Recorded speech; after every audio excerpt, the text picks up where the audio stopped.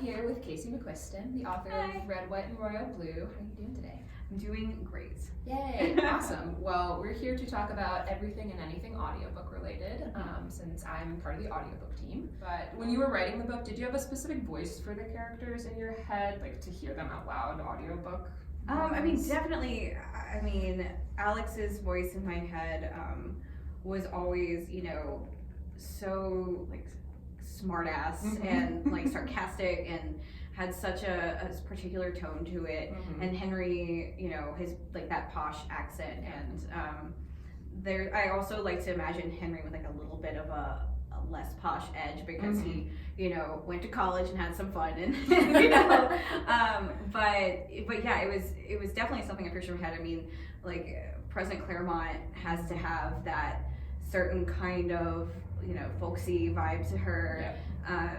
They're from Texas, you got to bring that in. So it was definitely, there were so many different things going on. There's so many different accents in this book. I'm like so sorry. I want to apologize to my actor in advance, like whoever you may be, whenever you get cast, I'm sorry in advance.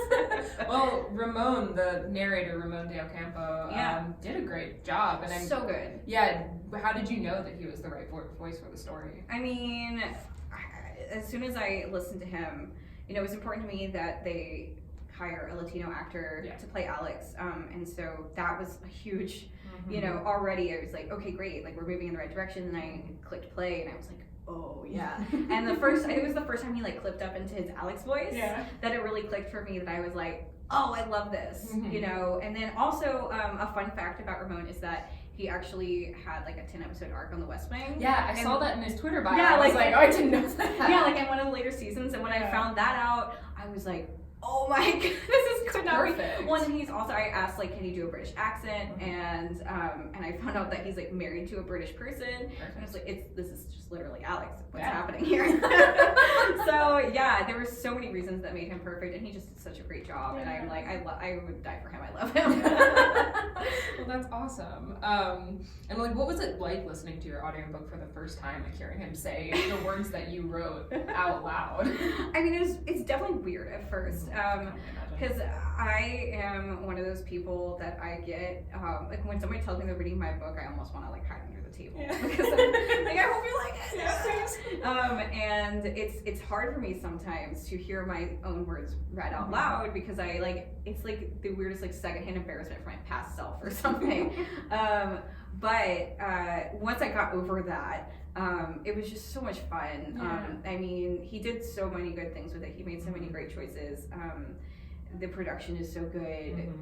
There were so many things I weren't sure how they would translate into an audio format, like the emails and the texts and things like that. Of that exactly. And I remember listening to the audio and hearing them read out HRH, like Prince Dickhead poop head or like poop emoji. Yeah, it's so good. It's so funny to hear that read out loud. Yeah, it's so good, and that's what like really blew me away when I was listening to it was just every part of this is so fun and so good, So yeah. Yeah, well, I'm glad it was a good listening experience. Yeah, it's great. Are you an audiobook listener yourself normally? I am. I struggle sometimes because like I have ADHD, and so for me, like sometimes like I have to listen at a faster speed so it keeps my attention. But like my moment of zen, my like total like unplug my brain thing is listening to an audiobook and playing Candy Crush. And so for me, it's just like, it's just like you literally turn off your brain and just absorb in mindless,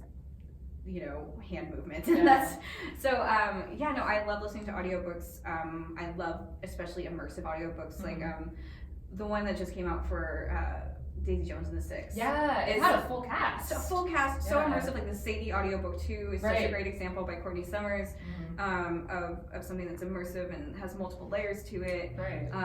And I love stuff like that. I love any kind of alternative way to tell a story. And so, I like love an audiobook. Yeah. So, what other queer authors do you look to for inspiration and who inspire your writing? Yeah, I mean, there's so many. I mean, I just think about my own debut class. I'm actually friends with a lot of young adult authors in my debut class, like Mason Deaver. Yeah, they're so amazing. Excited for their book. Oh my god, me too. Like tomorrow. Yeah, tomorrow at the same time. I know. Like they've been such a wonderful partner to go through this experience with, and I love them so much. I mean, like Christine Lynn Herman and Rory Power are like, you know, queer authors who are doing queer books that are debuting this year that have inspired me a lot. And then I mean, like, yeah, like looking at like books like Aristotle and Dante and like, you know, that like, you know, really speak to me on a personal level. I love those books. And then honestly, I enjoy a lot of film too, and I pull a lot of inspiration from a lot of like film and TV. And so, I mean, like screenwriters and producers and creators like, you know, like Dan Levy or like Chris Kelly, who are so funny and are doing such cool things and telling these stories that are, you know, not just hilarious and original and amazing, but super queer. Yeah. Oh God, Schitt's Creek is just the best. Yeah. So I feel like I want to mention them in the same breath as any other author because, you know, they are doing just as much to inspire me and, you know, push me and make me want to do more queer work. Yeah. And what do you think is the importance of telling like our queer stories out? Oh my God, it's so important. I mean, I was literally at a house party on Long Island like 2 days ago for a friend of a friend's birthday, and he just like looks at me and he's like, you don't know what it means to me that there are people out here who are telling these queer stories, and like how much it would have meant to me as a teenager. And that's like exactly what like I wanted to do for myself when I wrote it, which was like something that would have, when I read it as a teenager, made me feel less alone. Right. And